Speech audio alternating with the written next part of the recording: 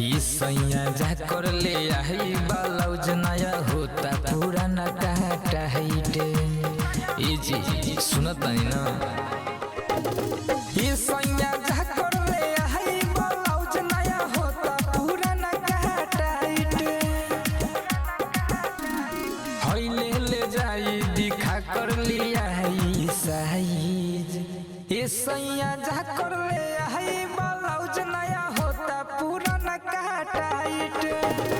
ई सैया जा कर ले आई ब्लाउज नया होता पुराना काटा हाइटे।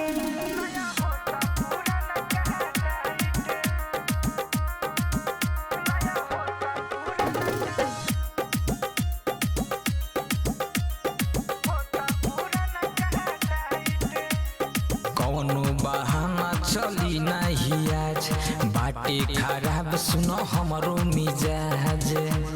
ए सुनो तनी ना, कौनो बहाना चली नहीं आज, बाटे खराब आज हमरो मिजाज। लेके ही आइब चाहे जितना होखे प्राइज। ये सैया जा कर ले आई ब्लाउज नया होता पुराना काटा हाइटे। ये सैया जा कर ले आई ब्लाउज नया होता पुराना काटा हाइटे।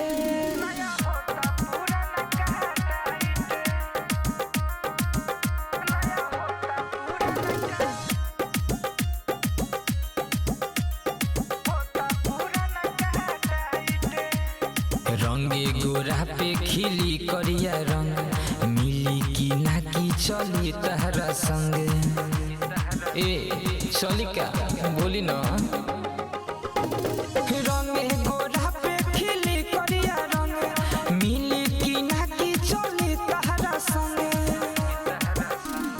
चाही हमें आज कोई ले बानी डिसाइज। ये सैया जा कर ले आई ब्लाउज नया होता पुराना काटा हाइटे। ये सैया जा कर ले आई ब्लाउज नया होता पुराना काटा हाइटे। अपना गीत रिकॉर्डिंग स्टूडियो घोड़ा सा।